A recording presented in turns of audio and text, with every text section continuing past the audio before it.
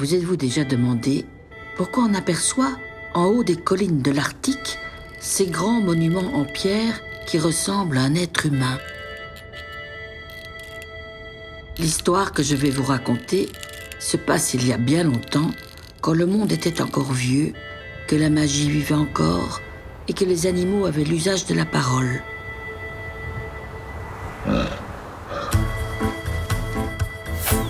Un jeune garçon était parti à la chasse avec son père. Dans le Grand Nord, plus qu'ailleurs, on sait bien que la chasse permet aux hommes de se nourrir, mais n'empêche pas de respecter la vie. Ses parents lui apprenaient ainsi comment vivre en harmonie avec la nature. Mais un jour, ils eurent un nouvel enfant, une fille. Le jeune garçon fut très malheureux de cette naissance. Ses parents s'occupaient un peu moins de lui. Alors il devint de plus en plus morose et solitaire. Le cœur rempli de haine, il décida de partir. Il marcha longtemps jusqu'à une colline où vivait un chaman solitaire. C'était un sorcier puissant qui détestait les hommes.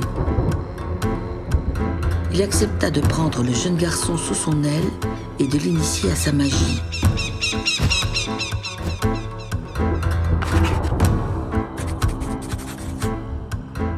Quelques années s'étaient écoulées et avec l'initiation du chaman, la haine du jeune garçon envers les hommes avait augmenté.